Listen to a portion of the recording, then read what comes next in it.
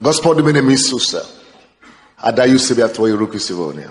И прошу Тебя, чтобы Ты проговорил нам. Яви себя Твое Слово. И дай нам, Господь, чтобы это Слово открыло нам глаза. И чтобы мы стали такими, которые Ты хочешь нас видеть. Именем Иисуса Христа. И весь народ Божий сказал. Пока мы делаем пожертвование, откройте, пожалуйста, Судья, книга Судей. Судей.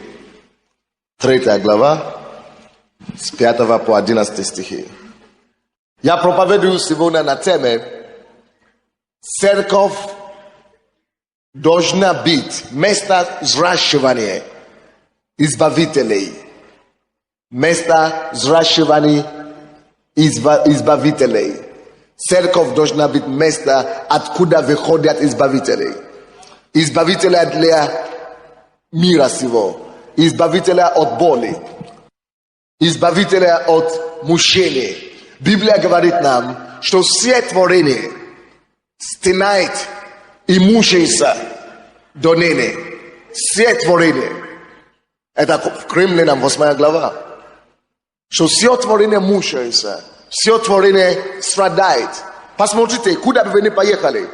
Некоторые люди считают, что причина нашего страдания на Украине это из-за того, что мы экономически отсталая страна. Правильно? Все сводятся к этому. Все говорят, не, причина всей нашей бед это потому, что у нас экономика не та. Это потому, что мы мало денег зарабатываем. Но я вам скажу, что даже там, где больше денег люди зарабатывают, сострадание не меньше. Деньги не могут решать все вопросы. Деньги вообще не могут справляться со страданием. Деньги вообще не могут справляться с мучением. Деньги не в состоянии сделать человеком счастливым. Деньги могут сделать человека комфортабельнее. Деньги могут решать вопросы. Деньги могут принести временное счастье, но долгосрочную радость оно не может принести. И все, у кого уже были деньги, или у кого сейчас есть деньги среди нас, это знают. Правильно говорю? Поэтому на сегодняшний день в Голливуде, до сегодняшнего дня, до этого года прошедшего, Голливуд, где все зарабатывали деньги, где у многих из них есть денег, самый высокий уровень самоубийства. Деньги есть, слава есть, положение есть. Все, к чему мы с вами стремимся. Кто-то из вас думает, то, что мне не хватает, это денег. Они получили деньги, и все равно, такой уже безвыходность, что они покончили с самоубийством. Кто-то думает, что если бы у меня был еще чуть-чуть больше статус или положение в обществе, точно бы я бы был счастливее. Это ты живешь в мире мифа. Братья и сестры, взрослые люди, зрелые люди, которые побеждают в этом мире, люди, которые справляются с жизнью, уже давно выяснили, что деньги, что это не правда. Деньги это не истина, как это лучше сказать. Деньги это иллюзия.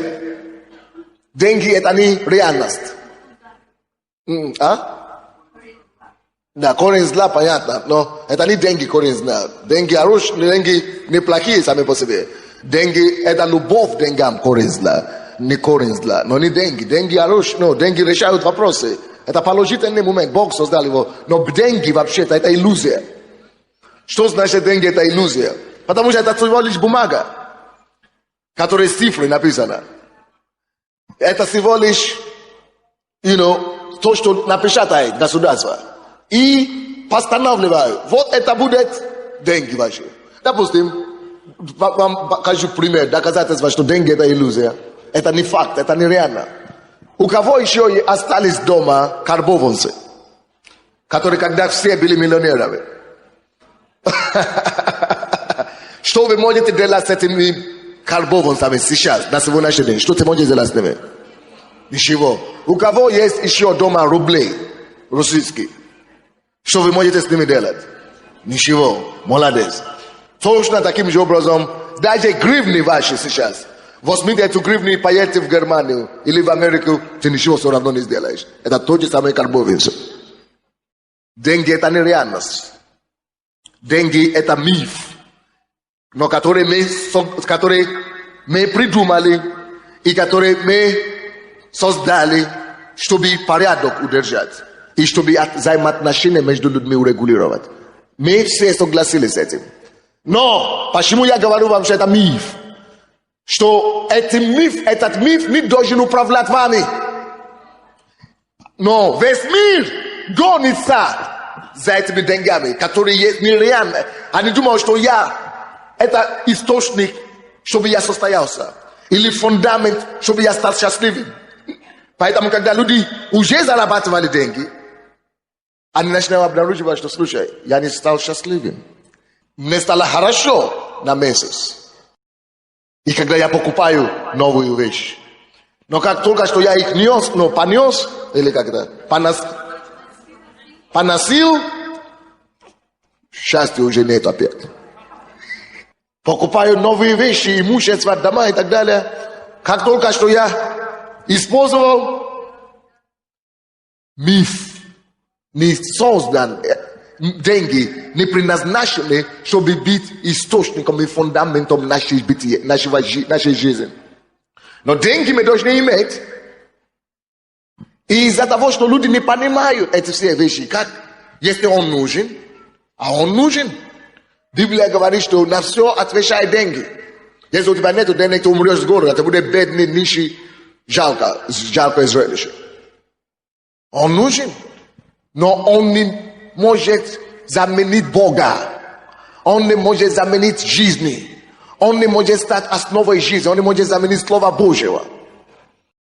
Но весь мир попал в это заблуждение, и мы в гонку. Весь мир в гонку за иллюзией. И когда эта иллюзия достигаем, обнаруживаем, что ничего нет. Поэтому прежде чем начинать служить, зарабатывать деньги, самый лучший способ не попасться под этой иллюзией и гонкой, это быть подготовленным к этим деньгам. А как быть подготовленным? Это иметь почву Слова Божьего. Это иметь фундамент своей жизни, Бога. Это знать Творца, от которого все идет. Это знать Его закон. Это быть защищенным принципами Бога.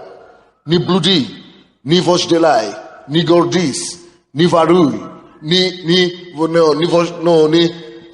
тщеславься, и служи другому, люби, иметь долготерпение, помоги людям. Если ты уже будешь таким оружием, через Слово Божье, ты защищенный от извращения, которое приходит через деньги, которые деньги приносят. Ты защищенный от соблазна, который приходит от мира. Вы понимаете меня или нет?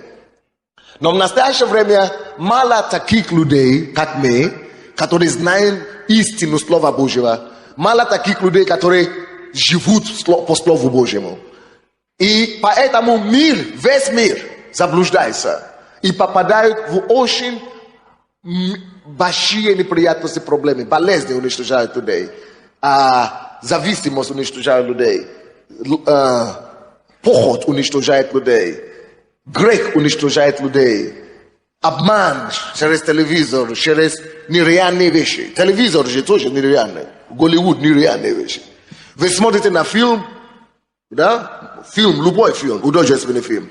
И вы думаете, что это реально. И вы начинаете пытаться тоже так жить. А потом, как только что начинает пытаться так жить, обнаружите, что, шишки набирают. Потому что это нереально. Ты не можешь построить свою жизнь на нереальность. Ты будешь только лбом набивать стенкой. Но пока ты смотришь, ты думаешь, что это реально. Поэтому ты начинаешь составлять свою жену для того, что она не может делать. Нереально. Поэтому ты начинаешь думать, что моя жена это уже недостаточно. Она не может меня удовлетворить. Мне надо гулять. Обязательно надо жить как в кино. А потом, когда все боли и все наказания от этого приходят, ты начинаешь говорить, Боже мой, куда я попал? Потому что ты старался жить через миф и иллюзии. Единственная реальность, друзья, это реальность Слова Божьего. И пока только люди, которые знают эту реальность, которые построили свою жизнь на Слове Божьем, Только они есть этот дом, который построен на скале, против которого идет ветер, землетрясение, потоп, и который не рушится. И поэтому, друзья, церковь должна стать местом восстановления для общества. Место, откуда выходят избавители, спасители на мир, которые выходим, будучи вооруженным Богом, оснащены истиной, мы выходим, чтобы избавлять людей от этих иллюзий, от этих обман, от этих неприятностей, от этих муки и от этих страданий, которые люди сами попадают из-за того, что они жили обманчивую жизнь, иллюзионную жизнь. Вы понимаете меня или нет? Вы открыли книга Судей или нет? Судья 3 глава с 5 по 11 стихи. Это все уже было. И мы посмотрим, как это было в жизни Израилевой, детей Израилевой. С 5 стиха. И жили сыны Израилевы среди Хананеев, Хатеев, Аморитян и так далее. То есть мы живем среди неверующих людей. Ну, среди мира.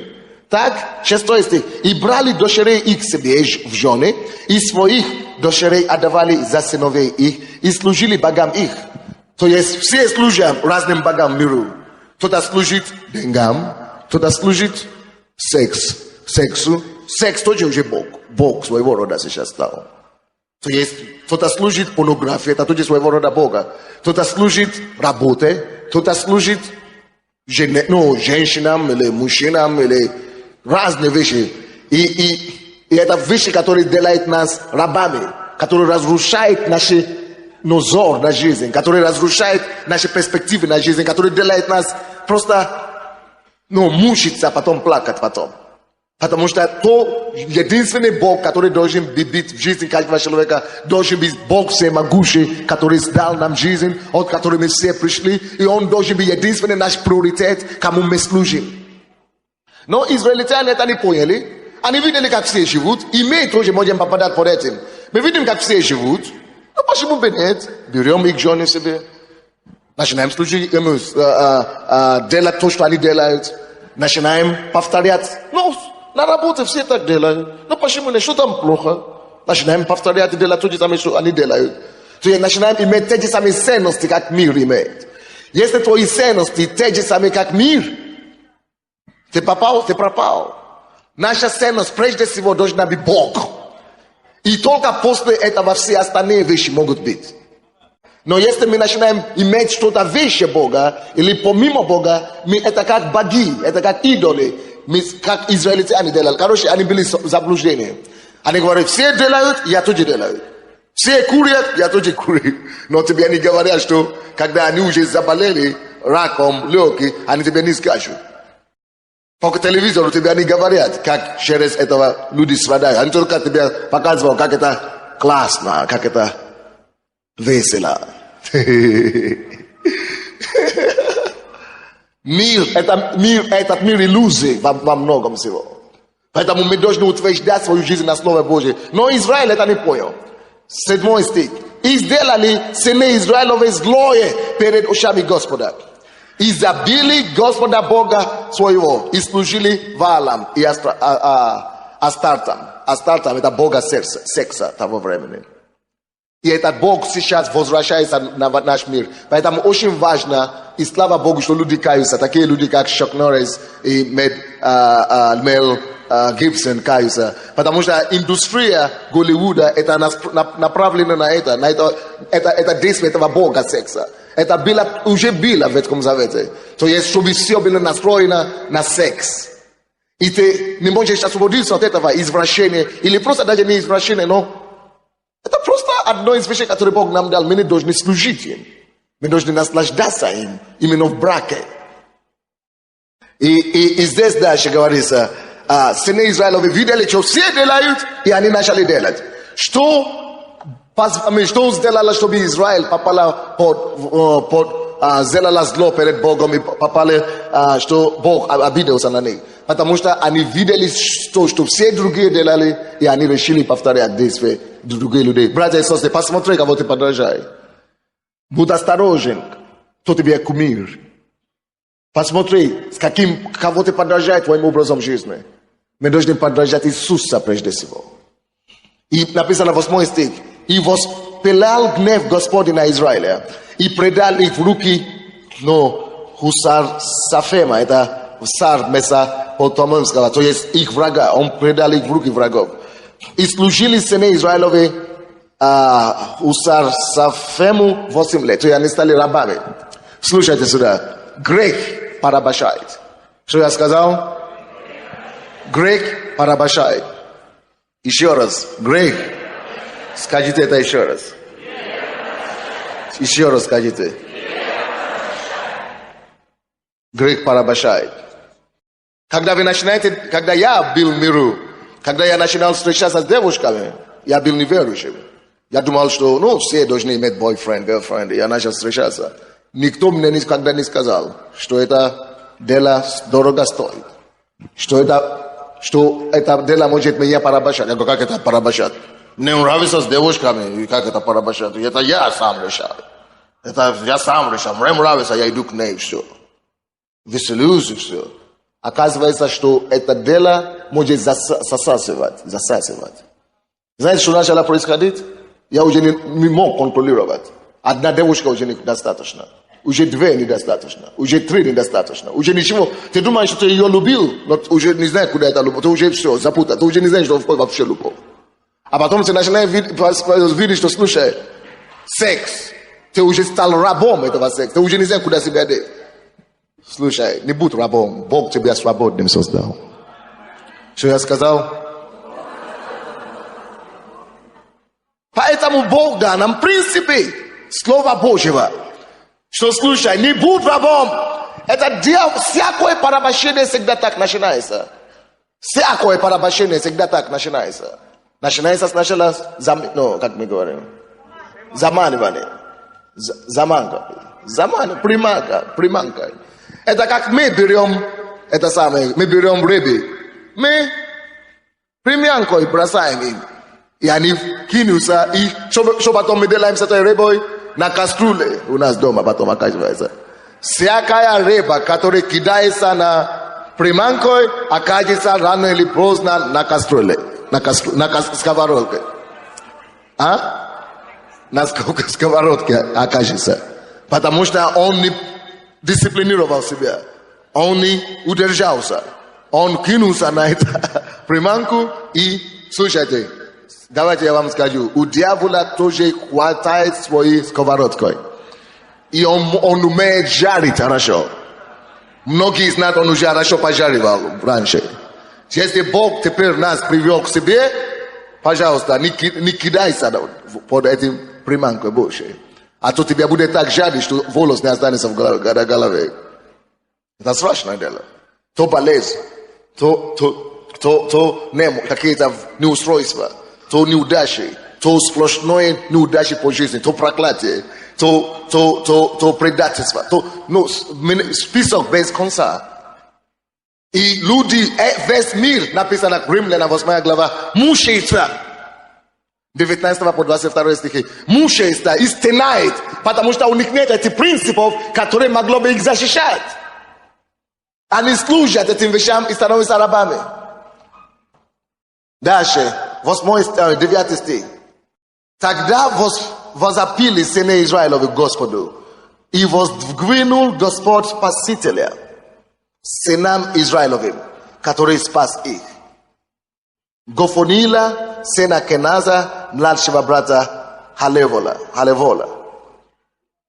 И на нем был дух Господень, и был он судьей Израиля. Он вышел на войну и предал Господь в руки его врагов их. И преодолела рука его Усар Сафема. И покоилась земля 40 лет. Бог, что здесь мы видим, о чем я проповедую, что церковь должна быть место взращивания избавителей. Теперь слушайте внимательно. Все то, что я рассказал, это как бы, чтобы вас ввести в курс дела. Боли начались в Израиле. Мучения начались в Израиле. Люди порабощения начались в Израиле. И когда и всякое неустройство экономическое, политическое начали в Израиле. Все начали рушиться в обществе. Biblia, ветки завет, запомните, это всегда для нас прообраз. Это пример, как, что с ними уже было, чтобы мы могли учиться, чтобы мы не повторяли их ошибки. Братья и сестры, Бог учит нас, что делать, когда все рушится в обществе, когда все будет рушиться. В Израиле в это время все начало рушиться. Это как на Украине сегодня. Что нам делать, когда рушится все? Когда дети уходят из дома, не хотят слушаться родителям. Что нам делать, когда горе приходит в семью? Когда рак, болезнь или что-нибудь еще приходит? Что нам делать, куда нам бежать? Что нам делать, когда экономика не восстанавливается? Что нам делать, когда политики, наши руководители не могут дать нам ответ? Что делать в это время? Уже было, братья и сестры, в Израиле. Всякое время, когда разруха, когда неустройство в обществе, Бог, слушайте внимательно, использует остаток. У Бога всегда есть в каждом обществе остаток свой. Когда Илия говорит, что все уже отвернулись от тебя, страна гибнет, страна разорена, никто тебя не хочет служить. Бог говорит, нет, у меня есть еще 7000. У Израиля, у Бога всегда есть остаток. Давайте мы все скажем остаток. И здесь тоже, несмотря на то, что вся страна была в руине, вся страна была в порабощении, вся страна была в посрамлении конкретно, был остаток, которые знали, что делать. Братья и сестры, хотите этого или не хотите, мы, это церковь, хотя мы не государственная религия, мы не государственная церковь, мы не есть традиционная церковь, но это есть Божий остаток, который Господь поднял в этом городе, в этой стране, чтобы дать надежду этому народу. Братья и сестры, хотите, не хотите, это мы есть надежда этой страны. Мы есть надежда этой страны. Мы есть надежда этой страны. И если мы не возьмем на себя ответственность за искупление и за восстановление этой страны, эта страна не восстановится. Не надейтесь на политиков, не надейтесь на экономистов, не надейтесь на бизнесменов. Надейтесь только на людей, которые живут по правилам Божьим, Божьего Слова. И только когда нам удастся избавить тех, которые еще в миру неведенные живут, избавить их от незнания и помочь им прийти к осознанию правильного Божьим правилам, и чтобы они начали жить по правилам Слова Божьего, только тогда общество наше изменится, и возрождение внутреннее придет, и тогда люди начнут, что такое духовное возрождение? И политики наши говорят об этом. Но они не знают, что это такое. Что такое духовное возрождение? Духовное возрождение — это когда человек приходит к Господу, принимает Иисуса в сердце, Господь прощает ему его грехи, как нам, мы уже испытали это. Он начинает жить по Слову Божьему. И благодаря тому, что Иисус живет в его сердце, он знает, что определенные вещи нельзя делать. Допустим, нельзя воровать, нельзя казнить государство на свой карман. Нельзя. Но если они не придут к Богу, и страх Божий не придет, у него не хватает силы сказать нет испытаниям или соблазням и искушениям. И страна не возрождается. Не блуди, это Слово Божие. Это возможно только человеку, который уже принял силу от Господа, который уже прощен свои грехи сначала. А так вся страна будет жить и нарушать эти все правила жизни и последствия. Они будут идти. Нищета, угнетение, беда, депрессия, они будут умножаться, потому что мы живем неправильно, не по слову, не по правилам Бога. И если мы эти правила не знаем, мы будем продолжать повторять эти ошибки, и будет ухудшаться и ухудшаться.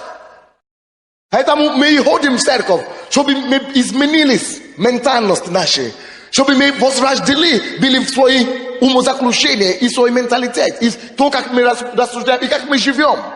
И тем больше люди будут жить правильно по Слову Божьему, тем больше закон природы начинает работать уже не против нас, а на нас. Вы понимаете меня или нет? Но они не начнут так жить, пока остаток не будет знать, что делать. Я только что читал в газете, в журнале, что оказывается, что prezydentu naszemu zelali powtórne operacje. Powtórna, по-моему, делали повторно, может быть, даже дважды. И уже сделали. И уже украинские врачи уже не справляются. И сейчас его уже увезли в Германию. И уже там сейчас это самое. Народ-то не знает этого всего. Уже некоторые люди сказали, что он чуть не кончался в прошлую пятницу. Но Бог сохранил ему жизнь. Что нам делать? Потому что нам сейчас не нужно, нам сейчас не надо хаос. Если Украина, не дай Бог, останется без президента, вы знаете, какой дележку начнется, какие драку начнется? То Донецкий, то Киевский, то бандит, то какие-то другие. Не дай Бог. Поэтому я прошу вас молиться за президента. Вы понимаете меня или нет? Надо молиться. Мы не хотим гражданскую войну или что-то подобное. Надо молиться за президента, за его оздоровление, и чтобы всякие планы дьявола не состоялись. Вы поняли меня или нет? Но если мы, как церковь, не скажем слово и не придем как избавитель, ничего не будет. И что здесь случилось, короче? Два остаток был, и остаток знает, что делать. Что сделал остаток? Первый. 11 стих. 9 стих. Тогда возопили сыны Израилеви Господу, те, которые еще знали Бога. Что они делали? Ходатайствовали. Это первое, что нужно делать. Если мы хотим, чтобы эта страна возродилась, чтобы надежда возродилась в этой стране, что первое, что нужно делать, это начинать ходатайствовать. Поэтому в этой церкви мы молимся каждый день, всю ночь.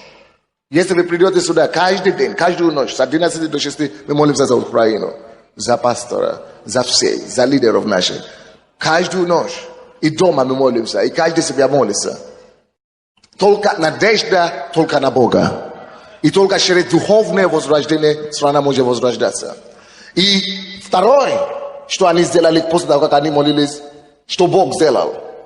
И когда они молились вот к Господу, и воздвинул Господь, Спасителя сынам Израилевым. Что сделал Господь? Воздвинул Господь кого? Спасителя кому? Сынам Израилевым. Кто из вас думает, если мы будем молиться и ходатайствовать, что Господь поднимет Спасителя народу Украины тоже? Сынам Украины, что Господь избавит Украину, если мы будем молиться. Но, что Бог сделал? Он воздвинул Спасителя среди израильского народа. Теперь стоп. Это для нас о чем говорит? Это прообраз церкви. Остаток это прообраз церкви. И если в то время Бог поднимал одного судья и ложил на него Духа Божьего и судил народ, потому что в Ветхом Завете Дух Божий не мог быть на всех. Дух Божий мог только быть на судей, на священниках, на князей, на царей и на пророков. То есть тогда это было эксклюзив, как бы. Бог может только поднять одного кого-то. Но на это время, это прообраз тень будущего, это тень будущего. Прообраз, что должно быть будущее. Бог знает, что в каждом обществе будут деградации такая. И будет мучение, будет разруха со всех сторон. И Бог знает, что единственное избавление для этих народов, которые будут жить через тысячи лет, будет тот остаток, который начнет молиться. И Бог, это остаток, это прообраз церкви. Бог знает, что Он создаст церковь в Новом Завете. Сейчас Бог уже не воздвигает определенного пророка и не воздвигает какого-то судья. У нас сейчас нету судей. Вы понимаете почему? Потому что написано: вы все цари и священники. В Новом Завете мы есть цари и судьи. Бог, все, которые искуплены Богом, все, которые находятся в церкви, мы есть судьи теперь мира. И поэтому церковь, это есть тот остаток, который должен молиться и высвобождать судей, и высвобождать спасителей, и высвобождать освободителей для мира. Написано, они молились тогда, потому что у них церкви не было тогда. Они могли только молиться Богу, и Бог воздвигал спасителей, или как там написано? Избавителей. Господь дал им избавителя. Вот, избавители на этот раз не с неба теперь будут идти. Иисус уже пришел на небо. И небо уже пришло в наше сердце. Церковь, слушайте меня, церковь.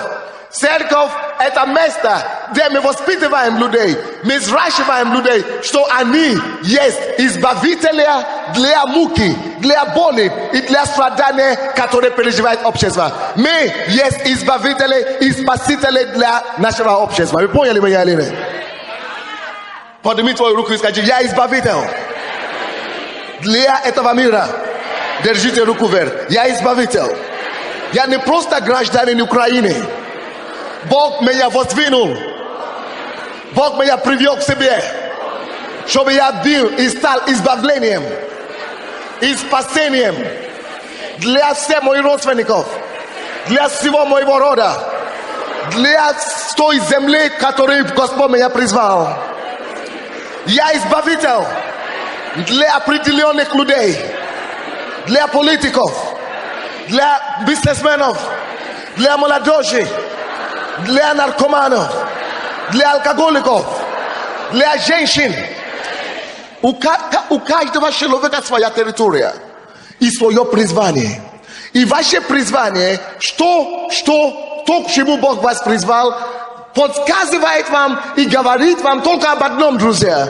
Говорит только о том, что ты призван, тебе дано этот дар, Бог дал тебе эту способность, чтобы ты мог через эту способность, через эти дары принести не только, если ты, допустим, призван создавать костюмы, не просто костюмы давать людям, а чтобы ты через твой дар создавать костюмы, чтобы ты мог принести избавление всем твоим клиентам.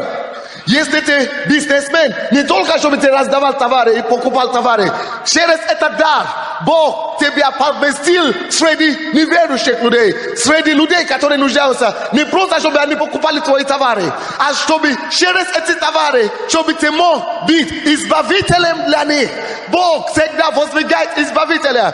И мы, каждый из нас, есть избавитель в том мире, который Господь поставил нас. Ты не просто существуешь, чтобы продавать товары. И люди, которые покупают эти товары, у тебя идут в ад. А люди, которые эти товары покупают у тебя, они плачут, они рыдают, они мучаются. Но они никому не могут довериться. Они никому не могут это сказать.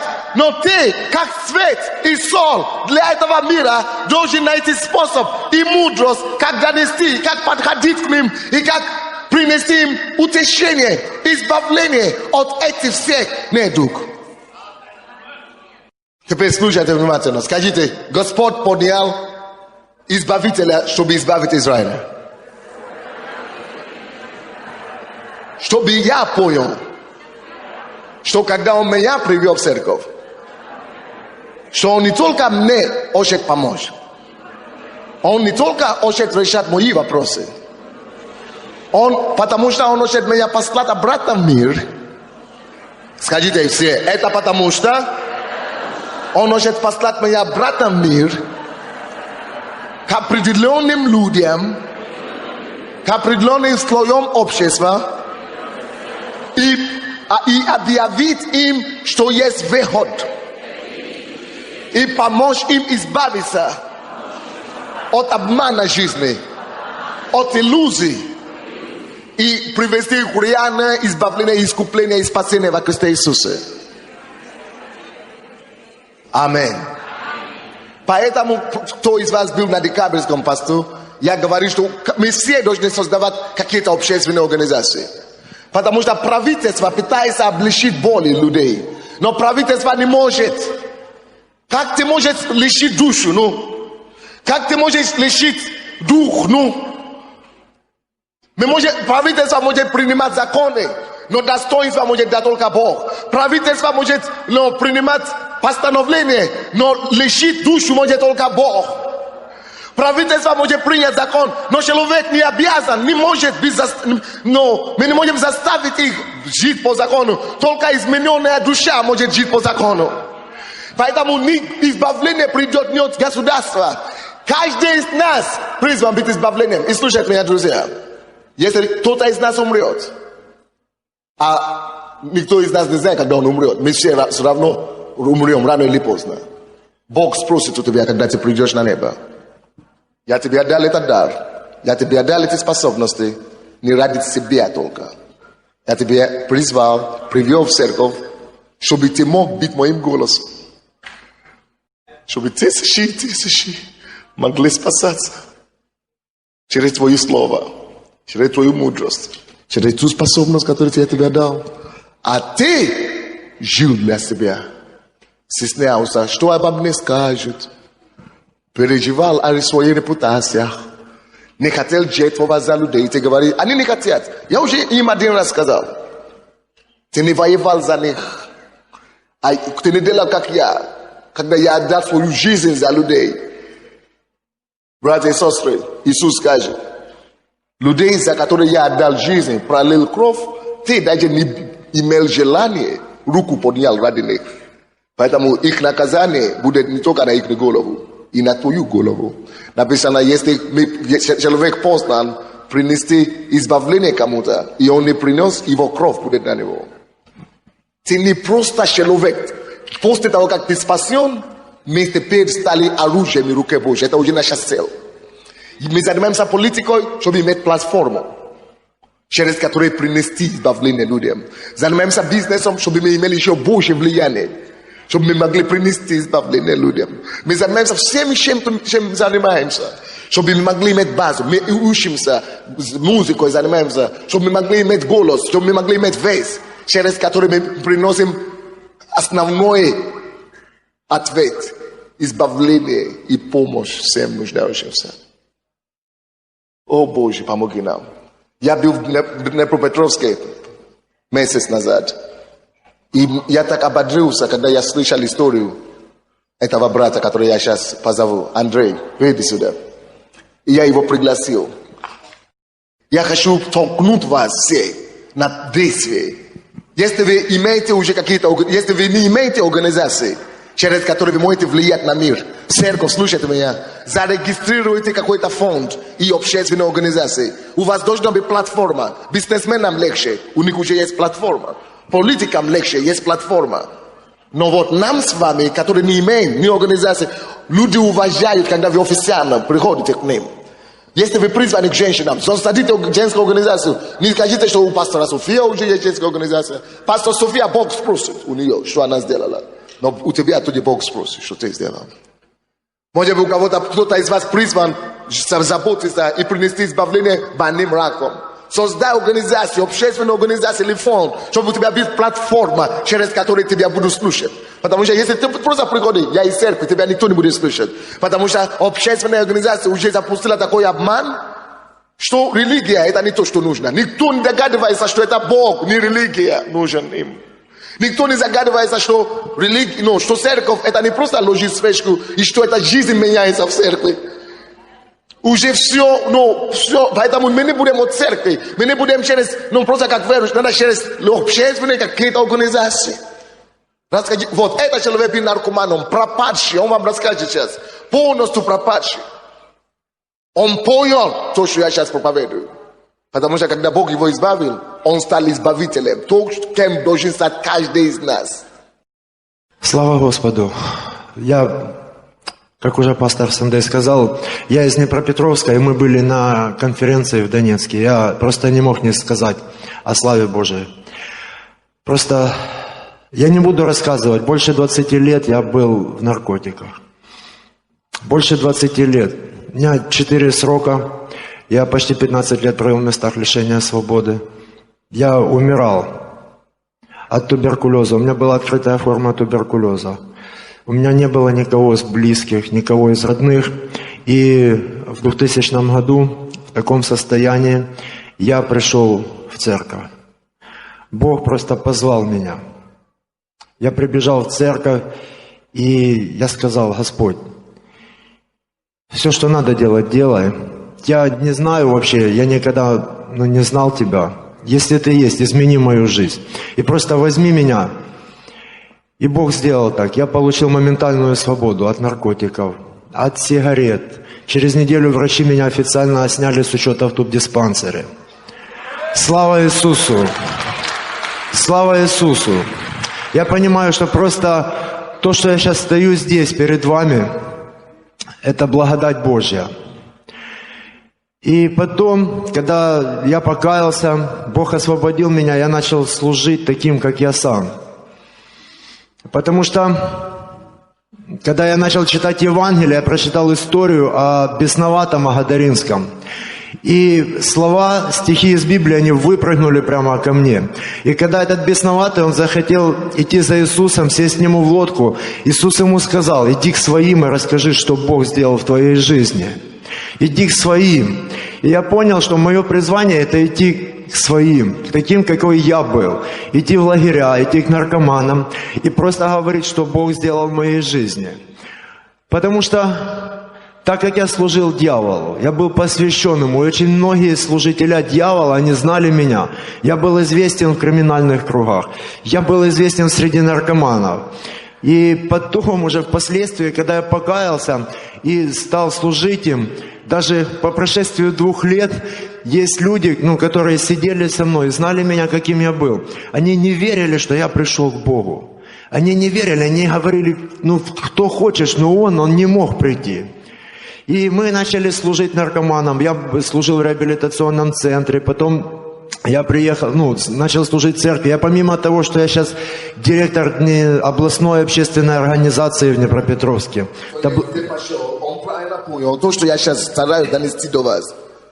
Он не поставил крест на тебе, что я наркоман, что кто меня поверит. Он пошел, зарегистрировали общественную организацию. И через это, какие работы сейчас проводят, послушайте, сколько людей кается через это, какие люди, какие имена голосом, дымом становятся пропадшие. Но который понял, что если Бог меня нашел, что Он для чего-то меня нашел. Поверьте в это, для чего-то Он вас нашел. Ты будешь избавлены для тысячи. Ты будешь избавлены для тысячи. Ты будешь избавлены для тысячи. Поверь Богу! 1,5 года назад мы зарегистрировались как областная общественная организация, благотворительный фонд «Воскресенье», который в законодательном порядке имеет право заниматься с проблемными людьми, то есть наркоманами, с алкоголиками. И до этого момента мы уже служили, мы шли в школы, но вы знаете, то есть в одних школах нас принимали директора, они давали возможность профилактику, то есть свидетельствовать. В других просто нам говорили: послушайте, вы сектанты, мы не можем вас пустить к детям, мы не можем этого делать. Сейчас, перед тем, как я ехал сюда, совместно с начальником областного обнона города Днепропетровска, с начальником криминальной милиции по делам несовершеннолетних Днепропетровской области. Они инициаторы, они создают график по работе по школам, и они звонят мне и говорят: мы пойдем в школы, мы создадим эти совместные группы, и мы хотим, то есть, потому что Бог так сделал, я не знаю, то есть вот эта начальница, я у нее стоял на учете, когда я был малолеткой. Когда я только начинал, она сейчас занимает такой пост, и она знает меня, и она видит реальное изменение в моей жизни. Нам сейчас, на данный момент, мы в прошлом году, с июня по август месяц, мы объехали все колонии и тюрьмы Днепропетровской области. Это официально, потому что государство требует от этих органов, чтобы они что-то делали с наркоманами, с тюремщиками.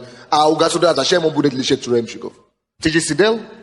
4 раза. 4 раза. Почти... Его не могли менять. Сажаю еще. Только Бог. И они это знают, и государство же требует. Очистить страну от наркоманов. Как ты очистишь?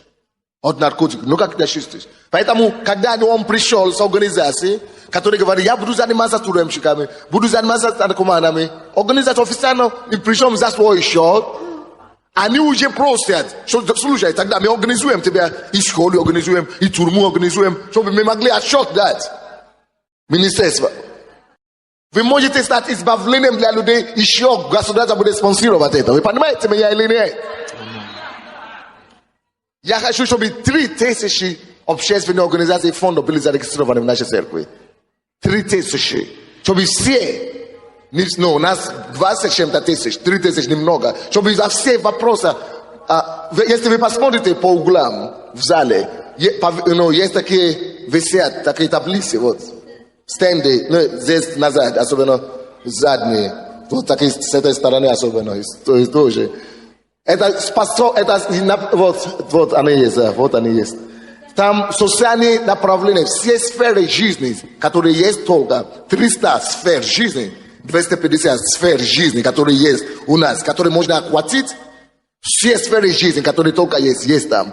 Изучите, посмотрите, куда Бог вас тянет. И возьмите, начните работать, Бог через это вас будет использовать, чтобы принести избавление людям. Рассказывай дальше. Не забывай тоже упомянуть те свидетельства, которые... И когда я был там, эти люди, которые каялись, которые приглашали работать. То есть зам начальника департамента по исполнению наказаний Днепропетровской области, то есть начальник отдела по надзору... Ну не обязательно фамилии, не назови фамилию. Вот, он полковник, и у него сын наркоман. И просто он столкнулся с этой проблемой, он покаялся, он принял Иисуса. Его сын, его жена, они в церкви. А как покаялся? Потому что он пришел к нему. Да, мы пришли к нему в кабинет, то есть он содействовал тому, что, то, что нам подписали разрешение в эти колонии. И уже на следующий год, то есть сейчас уже начальство, они на 2004 год, они сами уже составляют график. Они сами уже составляют график, и они звонят мне, а у меня, помимо того, что я директор фонда, у меня еще есть работа. И они звонят мне и говорят, там, Андрей Николаевич, а ты вот такие дни, ты будешь работать или ты выходной, вы сможете поехать туда или нет? То есть это то, что делает Бог, это просто, это чудо Божье, то, что происходит сейчас у нас. И просто мы получили одно откровение в самом начале, когда мы это все начинали. Просто фонду 1,5 года, это мало очень. Но мы получили одно откровение, что то, что ты хочешь наследовать, ты этому должен послужить.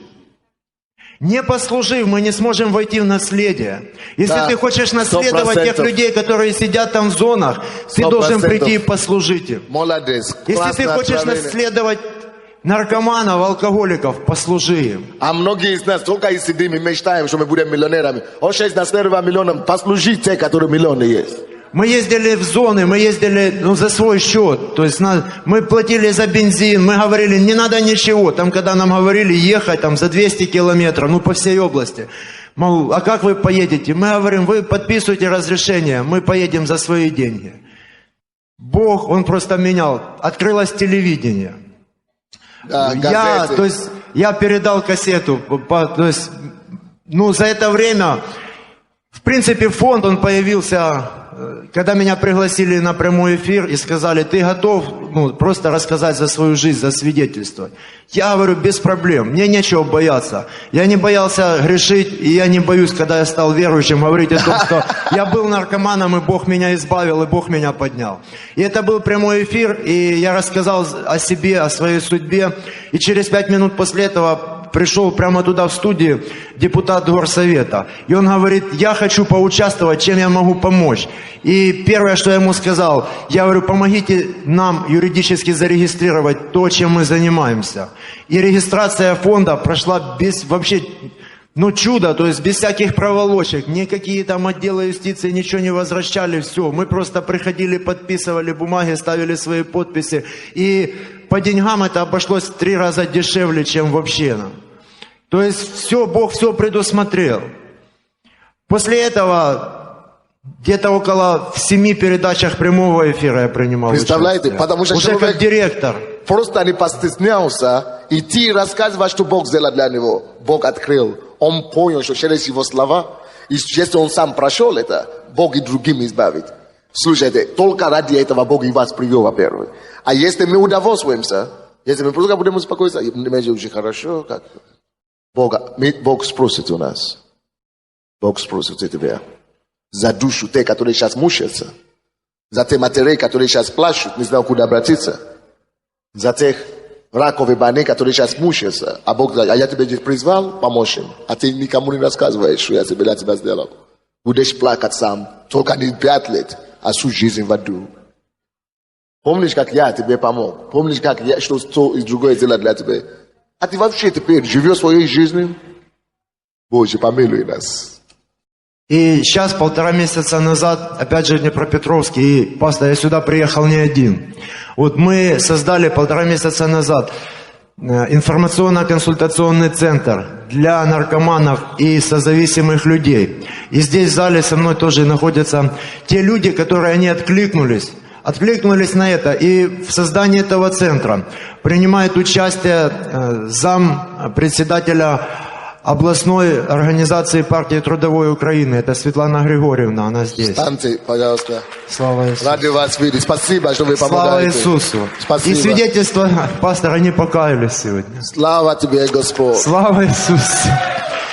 И также Григорий Григорьевич Шматков. Это тоже человек, который имеет... Спасибо вам большое. Спасибо. Это, если мне не изменяет память, советник губернатора по вопросам экологии Днепропетровской области. Знаете, есть люди, у кого есть совесть еще в стране.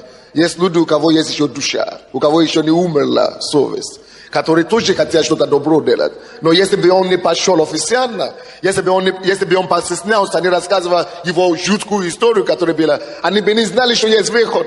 Они-то хотят помочь, но без Бога, они не нужен он, чтобы был человек, который стал бы. Поэтому если мы здесь, церковь в Киеве, мы собираемся каждую неделю 20 тысяч, 15 тысяч, 25 тысяч, мы собираемся тысячами здесь, и мы не меняем это общество, это грех, это преступление на нашу голову.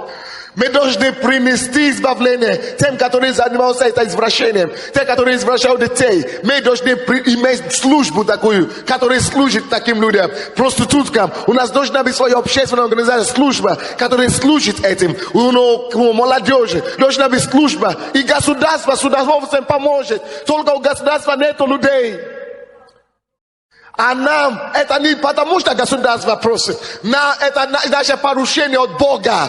Бог нас избавил, чтобы мы от Него могли идти к людям и дать людям надежду, что есть выход для этого мира, есть решение для этого мира, есть решение и выход на все слезы, есть решение избавления от всех мучений.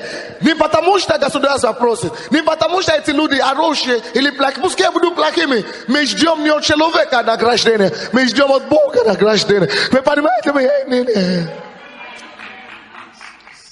В октябре месяце мы, как общественная организация, выступили с инициативой к облисполкому и горосполкому проведения акций субботников. Представьте, что они делают. Они меняют вообще все общество. Они меняют общество. Под лозунгом «Чистые сердца, чистый город». Вчера мечтали, сегодня делаем. И мы уже провели такие акции, субботники, когда бывшие наркоманы, бывшие алкоголики, они выходили и убирали места стихийных свалок. В свободное время от служения, от работы, от семьи администрация, коммунхозы, исполкомы, они предоставляют трактора, а мы приходим люди. И когда мы начинаем это делать, мы свидетельствуем. Мы свидетельствуем о том, что Бог, Он изменил нас. И когда мы это начали делать, то местные люди, они просто вначале выходили и говорят: а что вы тут делаете? Молодые ребята говорят: а что вы тут делаете? Вам надо эта свалка. Мы говорим: мы хотим очистить наш город. И потом они выходили со своими вениками, и они присоединялись к нам.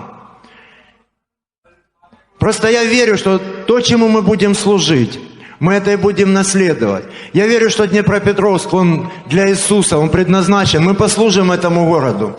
И просто, я не знаю, Украина, она будет изменена посредством этого. Вообще, просто общественная организация, она дает возможность служить более эффективно Богу.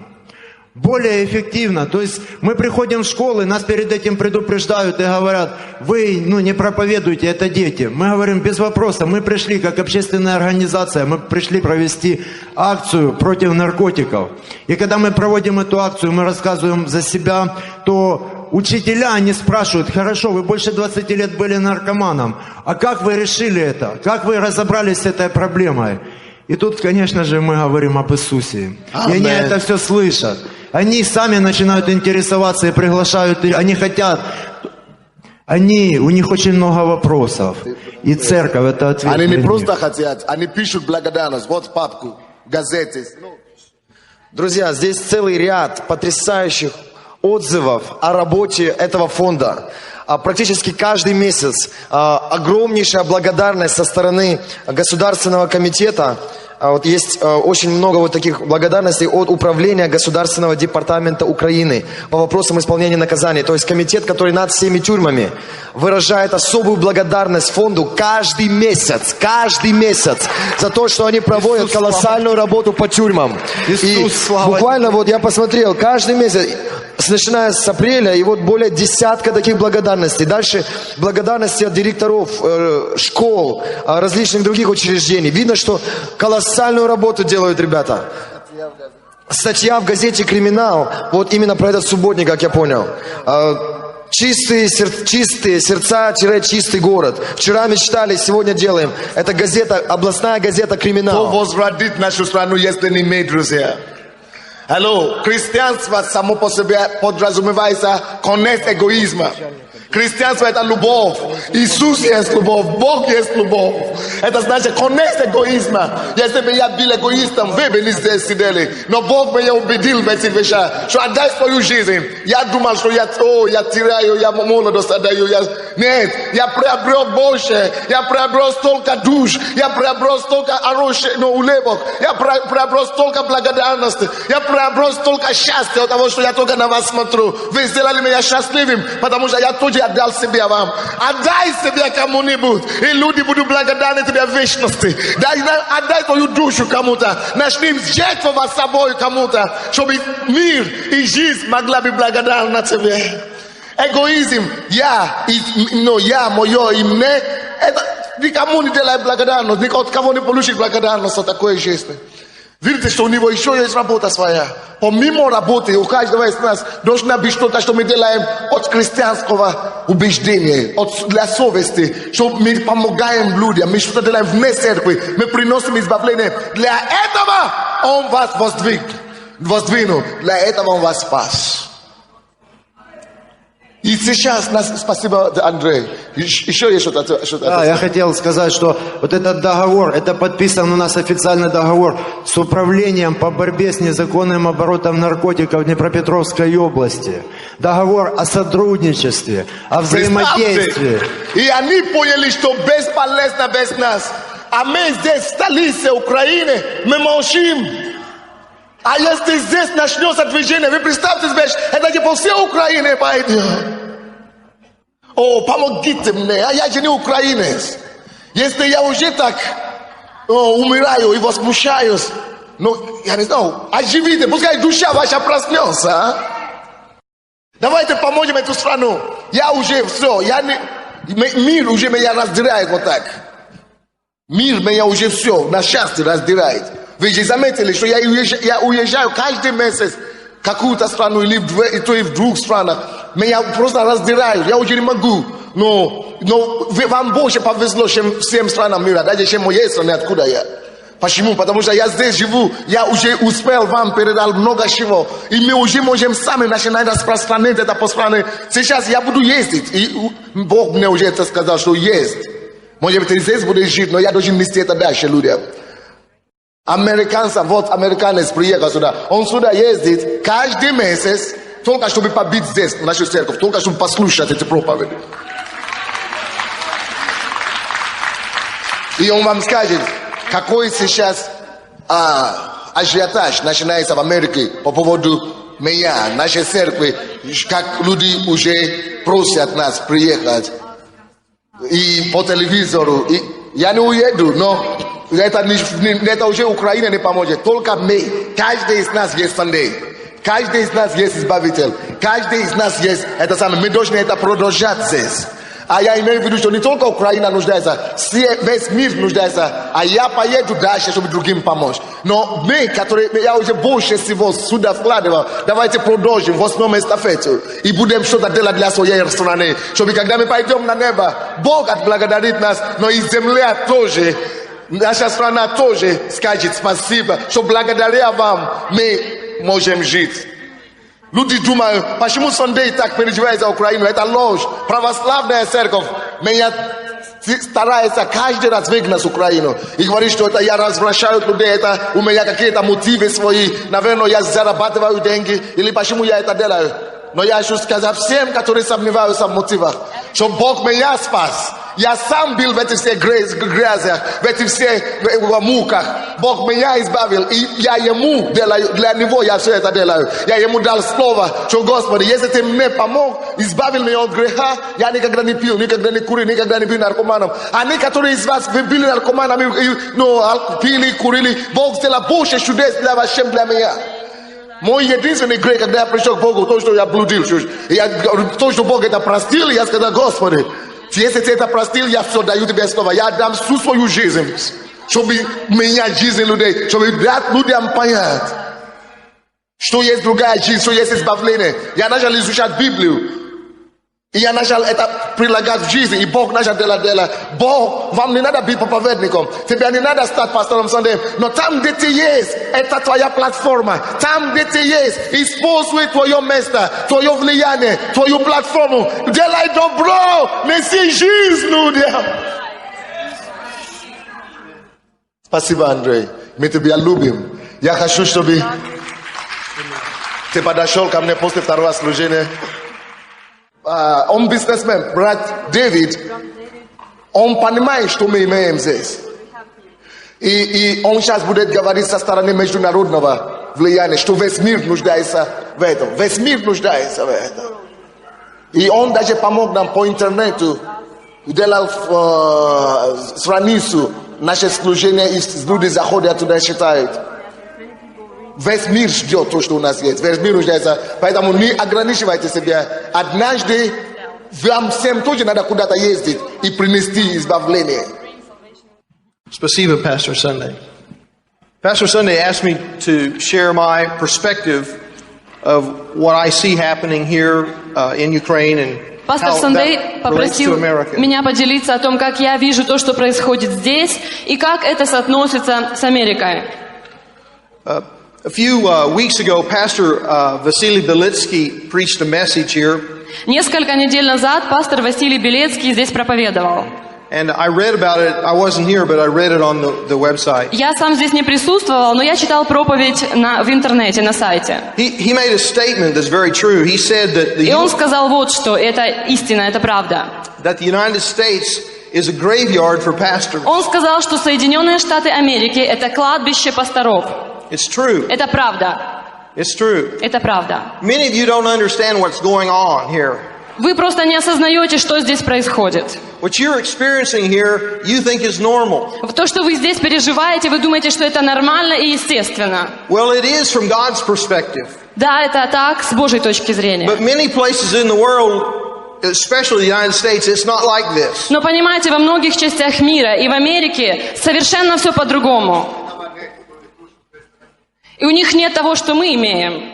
We need what you have here. Мы нуждаемся в том, что вы имеете здесь. That's why I come to Ukraine. Поэтому я приехал на Украину. I started coming to minister. Я стал служить. But it quickly turned I was coming to be ministered to. Но вы знаете, я понял, что я приехал не только послужить, но чтобы и мне послужили. I want to read you some statistics. Я хочу вам зачитать статистику about American Christianity. О американском христианстве. See, God is raising up Pastor Sunday. Понимаете, Бог поднимает пастора Сандея. Not just for Ukraine, but for the world. Не только для Украины, но для всего мира. God has called him to the United States. Бог призвал его в Соединенные Штаты Америки. And when I finish reading these statistics, you'll see why. И когда я закончу читать эту статистику, вы поймете, почему Бог его туда призвал. The average pastor in America will minister 7 years and then he will quit. Вы знаете, средний служитель, пастор в Америке служит только 7 лет, а потом бросает все. In 1998, в 1998 85% of the American pastors said that spiritual revival was the most important issue facing the American church. 85% пасторов сказали, что американская церковь нуждается в пробуждении. They have failed. Но у них не получилось сделать это пробуждение. In 2002, и в 2002 году only 6% of Christians who say they are born again, только 6% верующих христиан, которые говорят, что они рождены свыше, возрожденные, pay their tithes. Только 6% из них дают десятину Богу. I'm I'm not talking about Catholics. Я не говорю о католиках, я не говорю о православных, я не говорю даже о пресвитерианах. I'm talking about people who say they're born again. Я говорю о тех людях, которые считают себя возрожденными людьми. 6%. I got these statistics from George Barna Research Group. И эту статистику я взял из одной группы, которая делает исследования, лидер Джордж Барнетт. These facts are on the internet. И я нашел эту статистику в интернете, и она доступна всем, вы тоже можете почитать. A recent survey that he did Недавний опрос, который провел этот человек, indicates that tithing is down 62% in America. этот опрос подтвердил, что 6% эти, которые дают десятину, уменьшился еще на 62% за последний год. So pastors can expect 2 to 3% of their people to pay their tithe. То есть получается, 6% людей, которые давали десятину в прошлом году, только будут давать 2 или 3% в этом. It's terrible. Это ужас. I'm embarrassed to tell you these facts about our church. Вы знаете, мне стыдно говорить эти факты о нашей церкви. What role? I'll get there. Yeah. Last year, И в прошлом году the American church has spent $60 billion on themselves. американская церковь потратила $60 миллиардов на внутреннее служение внутри страны. На служение внутри страны. На себя потратила. 3 months ago, Mr. Barna released a survey that he did. 3 месяца назад мистер Барноу опубликовал такую статистику. Он провел опрос. And these statistics are for people who claim to be born again. И он провел опрос среди людей, которые говорят, что они возрожденные христиане, верующие. 45% 45% of born again Christians in этих America возрожденных христиан в Америке feel it's morally acceptable to gamble. думают, что это нормально играть в азартные игры, то есть на деньги, казино. 49% 49% feel it's okay считают, что нормально to live with someone outside of marriage. жить в гражданском браке. 49% also 49 еще процентов enjoy sexual thoughts and fantasies about someone else. имеют сексуальные фантазии и придумывают, то есть думают об этом, себе представляют, мечтают об этом. 33% of born again Christians in America 33% возрожденных христиан в Америке feel it's okay to have an abortion. думают, что нормально делать аборт. 35% 35% feel it's okay to have sex outside the marriage. считают, что нормально иметь сексуальные связи вне брака. 28% of American born-again Christians 28% американцев, возрожденных верующих, look at pictures of nudity and pornography. рассматривают оголенные тела и порнографию, смотрят и картины секса. 24% of born-again Christians in America И 24% возрожденных верующих в Америке feel it's okay to get drunk. думают, что нормально выпивать. 29% 29% use profane language. они ругаются. 20% 20% of born-again Christians, возрожденных верующих, that's 1 out of 5 Christians, это 1 из 5 верующих получается, feel like homosexualism and lesbianism is okay. считают, что гомосексуализм и лесбиянство это нормально. 11% 11% of born-again Christians возрожденных верующих feel it's okay считают, что to это use нормально drugs that have not been prescribed by a doctor. употреблять наркотики или медицинские препараты, которые не прописаны врачом. We need help. Нам нужна ваша помощь. We need help. Нам нужна помощь. You're the answer. Вы ответ. God is moving here. Бог двигается He's здесь. changing. Он изменяет. Just like the brother who was up here. Вот брат, который здесь передо мной выступал, He started a charity fund. он основал благотворительный He's фонд. affecting a city. И он влияет на город. The government has begun to help him И правительство помогает ему. because he's doing something. Потому что он что-то делает. He's a deliverer to his city. Он освободитель для своего города. Hallelujah. Аллилуйя. God is raising up this church. Бог поднимает эту церковь. this people Вы эти люди. to the nations, Вы эти люди, которые должны идти в народы. to the nations. В народы. They need you. Они нуждаются We need в вас. Нам нужна ваша помощь, помогите. In Hosea, the 12th chapter and the 13th verse, И в Озии, глава 12, It стих says- 13, говорится, it says that God raised up a prophet and delivered Israel. что Бог поднял From своего Egypt. пророка, и Он избавил Израиль из Египта. Hallelujah. That's what he's doing with Pastor Sunday. То же самое Бог делает с He's пастором sending him Сандеем. to America. Он посылает его в Америку. Just a couple of weeks ago, he was on TBN. I watched it on Несколько television. недель назад пастор Сандей был на TBN, и я смотрел эту передачу. He had a strong word for America, И у пастора Сандея было очень сильное a слово к strong Америке. challenge. Вызов. He said, "Why are you sitting in your luxury? Он говорит, да что вы тут The расселись nations are waiting в on своих you." удобствах, народы ждут вас. These statistics tell us why. И эта статистика говорит нам, They're почему sitting and not doing anything. там сидят и ничего не делают. Hallelujah. Thank you, sir. Вы поняли? Эта ситуация, yes, thank you.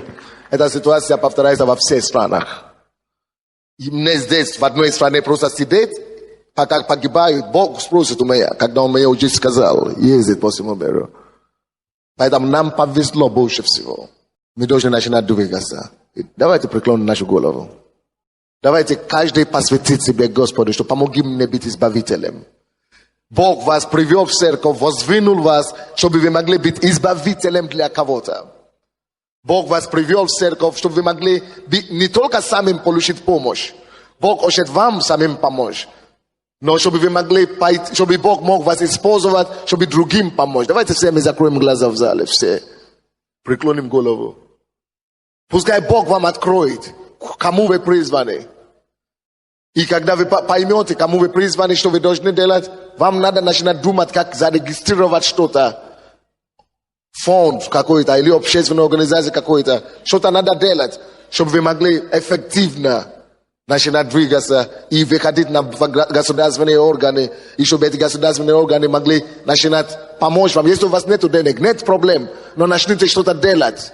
Бог потом даст деньги. Поговорите о себе Богу, что Господь, я не хочу пропасть, я не хочу просто так жить, я не хочу, для ничего жить, то есть попросту жить. Я не хочу просто существовать, не меняя ничего, не влияя ни на кого, просто живя для себя. Я не хочу, Господь, помоги мне. Дай мне знания. Если у вас нет знаний, примите решение приобрести знания. Читайте книги, слушайте кассеты, идите учиться где-то. А некоторые из нас уже есть платформы, какие-то возможности, какие-то. Позови людей, чтобы тебе помогли. Окружай себя людьми, как-то начните что-то делать, примите только решение. Может, вы еще не готовы, учитесь, чтобы подготовиться. Но каждый из нас призван быть избавителем, это 100%. Иисус пришел, чтобы быть избавителем. Он ради этого жизнь отдал. И если сейчас те, ради кого жизнь отдал Иисус, идут в ад, мучаются, плачут, а мы живем, как будто мы даже не знаем выхода, то это беда. Некоторые из нас должны покаяться в своих грехах, чтобы Бог освободил нас, чтобы свобода истина пришла к нам, потому что если мы с вами не освободимся, мы не сможем других освобождать. Если наркомана 20-летнего стажа Бог может вот так начинать использовать, тем более вы, грамотный, нормальный человек. Господи, именем Иисуса, помоги нам. И я молюсь за всех моих братьев и сестер, за всех членов этой церкви. Подними нас. Так как ты воздвигал спасителей, Моисея, Самсона, Иисуса Навина и Самуила, разных людей ты воздвигал, ты поднимал их, чтобы они стали избавлением и разрушали всякого рабства в народе. Так я верю, что ты привел всех нас в церковь ради какой-то цели. И я прошу, покрой нас твоей благодатью, способностью, дай нам желание не просто жить эгоистическую жизнь, но дай нам понять, что смысл нашей жизни все, чтобы любить других и помочь другим, делать добро и принести избавление всем, кого ты создал. Господь, помоги нам быть источником и средством, через который поканчиваются муки и мучения, и страдания в нашем обществе, где разрушается невежество, которое приводит к этим разрушениям. Господь, принеси нам, помоги нам быть светом, который приносит избавление, освобождение и который открывает людям глаза на то, как правильно жить. Помоги нам, Господь. Помоги каждому человеку состояться в том призвании, которое Ты ему дал. Помоги нам, Господь, и дай нам мудрость использовать свои возможности, свои платформы, свои влияния, которые Ты дал нам, чтобы действительно мы могли начинать радоваться тем людям, которым нам удалось помочь. Попроси у Иисуса, что я хочу быть как Ты. Ты доказал, что такое любовь, Иисус. Что точно так, как Ты отдал себя, мой Бог. Ты отдал себя, чтобы спасать других. Я хочу тоже научиться жертвовать собой, чтобы спасать других. Помоги мне, Господь, быть как Ты. Принести избавление, принести помощь, принести сострадание, принести свет и выход всем, кому Ты меня пошлешь. И всем, кто окружает меня. Молитесь, каждый молится за себя и проси помощь. И когда мы примем это хлебопреломление, вы увидите, благодать придет.